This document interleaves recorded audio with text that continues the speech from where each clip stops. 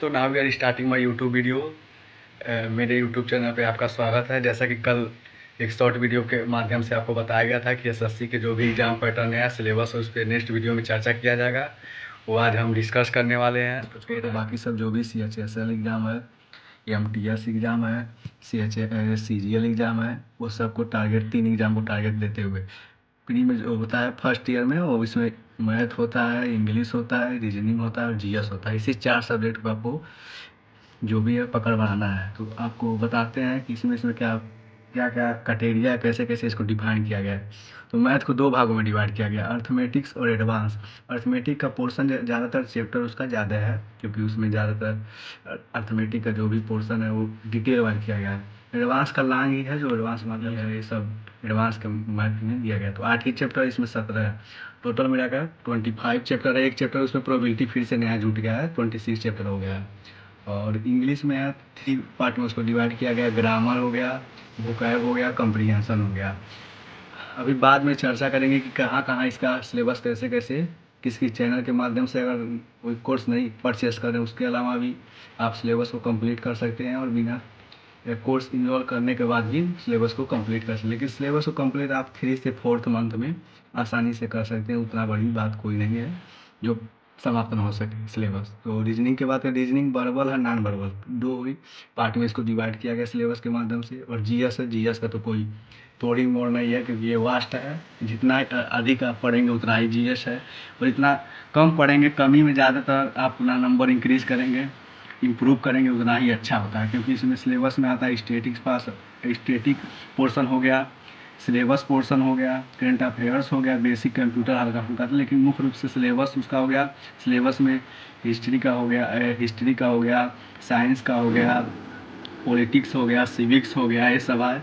और स्टेटिक में जो नृत्य होता है, करंट अफेयर्स हो गया। बात सिलेबस ये रहा आपका 4 सब्जेक्ट का 4। उसके बाद आप बताते हैं कहाँ कहाँ से कैसे कैसे उसको अपने सिलेबस को कंप्लीट करना है। क्योंकि फ्रेशर कैंडिडेट के लिए भी बता रहे हैं, रिपीटेड कैंडिडेट के लिए ही, क्योंकि रिपीटेड कैंडिडेट को सब आइडिया हो गया सिलेबस कहाँ से कंप्लीट करना, सब कुछ का भी। बस उनको ये देखना है कि कहाँ मॉक में क्या क्या गलती किए हैं, जिससे नंबर इंक्रीज नहीं हो रहा है। तो फ्रेशर कैंडिडेट के मैथ देखिए, एडवांस अर्थमेटिक और एडवांस। अर्थमेटिक में 17 चैप्टर है और 8 चैप्टर एडवांस का है, जिसमें से आपका कोर्स में बताते हैं। ऑनलाइन भी आप चाहते हैं तो परचेस कर सकते हैं, ऑनलाइन भी कोर्स कर सकते हैं, और उसका कोर्स ऑफलाइन भी है। अगर ऑनलाइन आप कोर्स करते हैं तो कहीं से भी एक बैच को आप परचेस कीजिए, उसको 50 से 70% कंप्लीट कीजिए। उसको कंप्लीट होने के जस्ट बाद 50 से 70% मॉक स्टार्ट कर दिए। क्योंकि मॉक एक ऐसा प्लेटफार्म है जहाँ से आप जैसे ही मॉक आप स्टार्ट करते हैं तो ये मालूम चला था कि हमने जो भी सिलेबस या चैप्टर जो भी या सिलेबस 70 या 50% कंप्लीट किया है, वो अभी कहाँ हम उसमें स्टे कर रहे हैं, कि कितना मार्क हमारा कंज्यूम हुआ है, कितना नहीं हुआ है। और PYQ बेस के लिए हम बता देंगे आपको। एक किरण पब्लिकेशन का बुक आता है, जो जब से एग्ज़ाम SSC का स्टार्ट हुआ है अभी तक 2025 तक 2024 का जितना भी एग्ज़ाम अभी समाप्त हुआ है, वहाँ तक का सेट पूरा अवेलेबल हो गया होगा। वो बुक ले लीजिएगा आराम से। नहीं बुक लेंगे तभी उसका PYQ के माध्यम से मॉक टेस्ट में, जो मॉक टेस्ट का प्लेटफॉर्म अपने अपने जगह पर अलग अलग है, लेकिन ज़्यादातर टेक्स्ट बुक बढ़िया, क्योंकि उसमें क्या है, सेशनल मॉक भी है, टॉपिक वाइज भी है, चैप्टर वाइज भी है, मिक्स भी है, अलग अलग एग्ज़ाम का बहुत सारा 1000 से 2000 से अधिक एग्ज़ाम का उसमें सिलेबस पूरा मॉक टेस्ट के थ्रू PYQ बेस्ड क्वेश्चन पूरा अवेलेबल है। अब बात करते हैं इंग्लिश के लिए। तो इंग्लिश के लिए हम सलाह देंगे कि आप किसी का कोर्स मत परचेज कीजिए।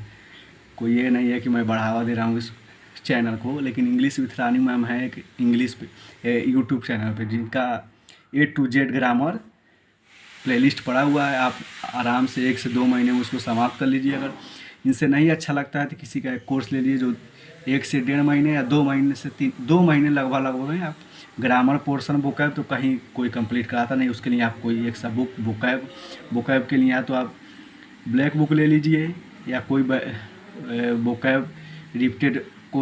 वोकैब रिपीटेड मीनिंग का एक बुक आता है, वो ले लीजिए। ज़्यादा वो नहीं है, उसमें वोकैब का पोर्शन में कोई पढ़ाता नहीं। बस आप सिलेबस में A to Z ग्रामर है, वो एक बार 2 महीने में या 1.5 महीने में आराम से समाप्त कर लीजिए। उसके बाद उसका मॉक टेस्ट जैसे 50-70%, वो तो 100% समाप्त करके उसके बाद डायरेक्ट मॉक में आइए। और मॉक पहले चैप्टर वाइज लगाइए, सेशनल वाला।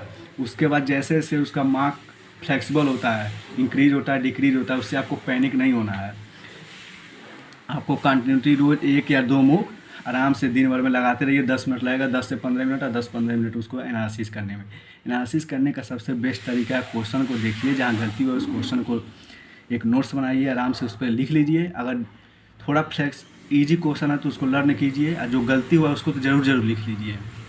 और PYQ बेस ये भी किरण बुक से ही आप कई ईयर का दिया हुआ है, आराम से उसमें कर सकते हैं। अब बात करते हैं जीके के लिए। तो जीके के लिए अभी तक जितना भी कैंडिडेट पास आउट हुए हैं SSC में या किसी भी एग्जाम में, वो जीके के लिए बेस्ट बुक बताते हैं लुसेंट।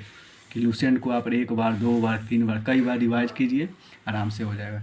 अगर चाहते हैं लुसेंट नहीं पढ़ना तो किसी सर का कोर्स ले लीजिए, वो 2 से 3 महीने या 3 से 4 महीने में आराम से पूरे कोर्स को GS को समाप्त कर देंगे। आराम से उनका नोट्स लीजिए और आराम से पढ़ते रहिए। अगर खान सर से भी चाहते हैं तो उनका प्लेलिस्ट अवेलेबल है उनका, तो ऐसे कोर्स 299 399 इतना कम प्राइस में अवेलेबल, आराम से उनका कोर्स लेकर पढ़ सकते हैं। और उसके बाद जैसे ही इसका भी 50 से 70% समाप्त होता है सिलेबस, स्टार्ट कर दीजिए आप मॉक टेस्ट मैथ और GS दोनों का समाप्त करना 50%। जैसे ही 50 से 70% कोर्स इंड होता है, उसके बाद आप मॉक टेस्ट स्टार्ट कर दिए। बस इंग्लिश का एक ऐसा है जो मात्र 1 से 1.5 महीने में 30 से 40-45 दिन में लगातार कंटिन्यूसली आप कोर्स बनाते हैं तो कंप्लीट हो जाएगा पूरा A to Z ग्रामर। आराम से उसका 100% जैसे ही होता है, क्योंकि ये इंग्लिश है, इसमें पता नहीं चलेगा कि इसका रूल कब कहाँ आ रहा है। तो इसका 100% समाप्त कीजिए, उसके बाद जस्ट मॉक स्टार्ट कीजिए। लेकिन मैथ का और GS का 50% से 70% जैसे ही वेटेज आपका कोर्स समाप्त होता है, आप आराम से मॉक टेस्ट स्टार्ट कर दीजिए, कोई दिक्कत नहीं है। उसके बाद PYQ के लिए सबसे बेस्ट है, तीनों के लिए, मैथ, इंग्लिश और GS के लिए किरण पब्लिकेशन का बुक सबसे बेस्ट है कई ईयर का, क्योंकि उसमें कंपाइलेशन है। अब बात करते हैं रीजनिंग के लिए। तो रीजनिंग के लिए आप कोई भी बेसिक सा एक बुक आता है ले लीजिए, RK झा का है, नहीं तो पीयूष सर का बुक है मार्केट में जो अवेलेबल है TCS पैटर्न के अनुसार उसको आप लीजिए। 1 से 1.5 महीने में आप सेल्फ पढ़ सकते हैं। अगर इतना भी 12th में जो मैथ पढ़े होंगे, बायो भी होंगे, वो भी आराम से इसको 1 से 1.5 महीने में पढ़ सकते हैं। जो 1-2 चैप्टर है, जैसे डाइस का हो गया, पजल का हो गया, क्लॉक हो गया, कैलेंडर हो गया मैथमेटिकल इंडक्शन और सिलेबस हो गया, ये सब जो 5-6 चैप्टर, इसको आप यूट्यूब पे सर्च मारेंगे, किसी सर का आएगा प्लेलिस्ट 2-2.5 घंटे का मैराथन, आराम से देख के उसका नोट्स बना लीजिए। और उसके बाद अन्य चैप्टर जो है आप सेल्फ ही कर सकते हैं। 1 से 1.5 महीने इसको भी लगेंगे पूरा कोर्स को कंप्लीट करने पे 100%। उसके बाद इसका भी कुछ नहीं करना है, इसको तो आराम से एक बार सिलेबस स्टार्ट किए, और जैसे ही सिलेबस इसका कंप्लीट हुआ, एक पेज का ऐसे ही जिस तरह आपको नोट्स बताना है फ्रेशर और रिपीटेड करनी है, ऐसे ये 1 पेज का पूरा अपने थ्योरी के अनुसार, रीजनिंग का जो भी है थ्योरी, कैलेंडर का, क्लॉक का, डाइस का, सीरीज का, ब्लड रिलेशन का, सिटिंग अरेंजमेंट का, उसका जो भी की पॉइंट है उसको एक पन्ने पर ऐसे लिख लीजिए। अब जो भी कोर्स है जो भी सिलेबस का आप नोट्स बनाए उसको आराम से एक बार देखिए, उसके बाद साइड रखिए। एक ही पेज से आराम से आप मॉक को स्टार्ट कर सकते हैं। जो भी मॉक में नंबर अगर फ्लेक्सिबल, शुरुआत में आप मॉक लगाएंगे तो हो सकता है, सबके साथ होता है, मेरे साथ भी हुआ था, आपके भी साथ होगा, कि मॉक पहले क्या होगा, नंबर खूब ज़्यादा इंक्रीज होगा तो आप हैप्पी हो जाएंगे, फिर से नंबर डिक्रीज होगा तो आप पैनिक हो जाएंगे। लेकिन उसमें पैनिक होने या डी कॉन्फिडेंस की बात कोई नहीं है। उसमें आराम से आप मॉक जो डेली बाई डेली 1-2 लगाते रहिए, अपने आप मॉक एक समय ऐसा आएगा कि इंक्रीज होता रहेगा। टाइम डिवाइडेड की बात है कि मैथ में कितना टाइम दिया जाए, मॉक में, इंग्लिश में, GS में, रीजनिंग में, किसी एक सेपरेट वीडियो में आपके माध्यम से आपको बता दिया जाएगा। आज यहाँ पे सिर्फ आपको सिलेबस के बारे में कहा गया, सिलेबस कैसे कंप्लीट करना है और किस किस जगह प्लेटफार्म पर सिलेबस को कंप्लीट करना है, कितना कितना मंथ टाइम देना है। और टाइम डिवाइड के बाद है जो एग्ज़ाम में 100 क्वेश्चन के लिए आपको 1 घंटे का टाइम मिलता है SSC में, वो बाद में किसी सेपरेट वीडियो के माध्यम से आपको बताया जाएगा। बात करते हैं प्रैक्टिस के लिए। तो प्रैक्टिस के लिए मॉक है, मॉक स्टार्ट कर दीजिए किसी बुक से, किसी बुक का किसी प्लेटफार्म से, जैसे टेक्स्ट बुक हो गया, पंडित गुरु हो गया। अभी उसका सबसे ज़्यादा ज़रूरी है एनालिसिस कहाँ से, क्योंकि ज़्यादातर बच्चों का यही डाउट होता है कि सर एनालिसिस कैसे किया जाए। तो एनालिसिस का सबसे बेस्ट मेथड, आप किसी भी मॉक को स्टार्ट किए, जो क्वेश्चन नहीं जाने उसको स्किप किए। अगर ज़्यादा क्वेश्चन नहीं जाने तो उसमें ज़रूर कुछ ना कुछ तो लगा, 4 ऑप्शन है तो उसमें कोई तो नियरेस्ट 2 ऑप्शन लगता होगा, उसके माध्यम से आप उसको लगाइए। 2 ऑप्शन में खेल जाइए। उसके बाद लास्ट में उसको सबमिट कीजिए।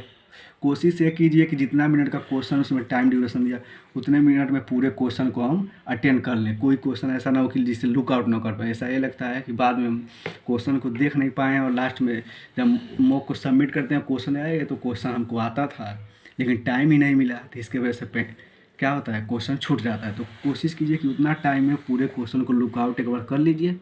मॉक को एक बार क्या कीजिए, आप सबमिट कीजिए। सबमिट करने के बाद आपको क्या करना है कि उसमें जो भी क्वेश्चन है उसको देखिए, जो सही हुआ है उसको एक बार और देखिए और जो गलत हुआ उसको तो डायरेक्ट आप एक नोट्स बनाइए, मॉक टेस्ट रैंक क्वेश्चन या mock test skip question, 2 part में उसको एक नोट्स को डिवाइड कीजिए। रैंक वाला को एक बार ज़रूर लिखिए, स्किप वालों को देखिए कि उसमें ईजी वाला थोड़ा एक बार में याद करने से हो जाएगा तो उसको छोड़ दी, स्किप कर दीजिए। अगर नहीं होता स्किप वाला क्वेश्चन तो उसको भी नोट डाउन कर लीजिए। यही एनालिसिस का सबसे बेस्ट और 100% एक्यूरेसी के साथ यही एक मेथड है। बाकी आपको नेक्स्ट वीडियो के माध्यम से बता दिया जाए कि कितना कितना टाइम कितना मैथ में, इंग्लिश में, रीजनिंग में, जीएस में देना है। और सब आप सिलेबस के बारे में पूरा जानिए, कैसे कैसे सिलेबस कितना होता है, कैसे कंप्लीट करना है, कितना टाइम देना है फ्रेशर कैंडिडेट के लिए। रिपीटेड के लिए तो बस एक ही आइडिया कि उनका सिलेबस कंप्लीट है, उनको बस अपना टाइम जो भी आप देख चुके हो जो भी थी इस वाले जो 1 पेज का जो मैंने थ्योरी बनाया उसको मैं अपने टेलीग्राम आईडी पर अभी एसएससी है उस पर आप पीडीएफ के माध्यम से सेंड कर देंगे, वहाँ से आप देख लीजिएगा। जो भी है मॉक टेस्ट का जो रिपीटेड के लिए बता देते हैं, जो भी डाउट चैप्टर डिवाइज है उस जैसे CHS CGL का हो गया, जो भी जैसे हाल फिलहाल में SSC जो भी एग्जाम भी कब आप मॉक टेस्ट आराम से देखिए, उसका PYQ क्वेश्चन बेस देखिए। जैसे CGL का हो गया, CHSL का हो गया, CPU का हो गया, CDS का हो गया, MTS हो गया। GD में आप हिंदी को स्किप कर दीजिए, बाकी मैथ, रीजनिंग और इंग्लिश भी उसमें आता है तो इंग्लिश वाला पोर्शन आप देखिए, और रीजनिंग चारों का मैथ, GS, इंग्लिश और रीजनिंग का वहाँ से भी क्वेश्चन कई क्वेश्चन ऐसे होते हैं जो CGL से भी ज़्यादा कठिन होते हैं GD में आए हुए। तो ऐसा बात नहीं कि एग्ज़ाम कोई भी ऐसा नहीं होता है जो ईजी और कम होता है, आपकी तैयारी के ऊपर है। फेज 11 का हो गया 2024 में 11, इस समय जो होगा 12 होगा। तो ऐसे ही ये 7 एग्ज़ाम है, उसका भी PYQ क्वेश्चन 1 से 2 साल का निकालिए आप। टेक्स्ट बुक प्लेटफार्म से अगर टेक्स्ट बुक इन्वॉल्व नहीं किए हैं तो आप क्या कीजिए, 1-2 साल जाकर किसी मार्केट में बुक होगा वहाँ से ले लीजिए। किरण वाला पब्लिकेशन तो कई साल का मिलेगा, अगर वो नहीं होता है तो सिर्फ 24 का जो भी 7 का एग्ज़ाम हुआ है उसका आप प्रिंट आउट निकलवाइए, अपने टेबल पर रखिए, रोज़ एक आराम से उसको लगाते रहिए। आराम से मालूम चलेगा 1-1.5 महीने 2 महीने के बाद जब सिलेबस कंप्लीट हो जाएगा तो अपने आप मॉक में जब आएंगे तो कहाँ है आप, कहाँ स्टे कर रहे हैं इस पूरे कंपटीशन में, आपको खुद आइडिया लग जाएगा। तो ये रहा पूरा स्ट्रैटेजी जो आपको 1 पेज के माध्यम से डिनोट किया गया है। अगर इसमें कोई भी आपको लग रहा है कि डाउट लग रहा है या सस्पेंस है या और भी इसमें इम्प्रूव की ज़रूरत है तो आप कमेंट ओपन है, आप कमेंट के माध्यम से अपना कमेंट पिन आउट कर सकते हैं, जिसका जवाब हम कोशिश करेंगे कि 100% उसको दें। और उससे भी ज़्यादा कोई डाउट है तो आप मेरे टेलीग्राम आईडी में हैं, वहाँ भी कमेंट का सेक्शन ओपन है, वहाँ से भी आप कमेंट कर सकते हैं। मैं उसको कोशिश करूँगा कि उसका सॉल्व आउट किया जाए। अब मिलते हैं आपको नेक्स्ट वीडियो में जाएगा। दोस्तों अभी तक जो भी आपको कंटेंट दिखाया गया है अगर आपको अच्छा लगा है तो प्लीज़ चैनल को लाइक, सब्सक्राइब एंड कमेंट जरूर करें। थैंक्स।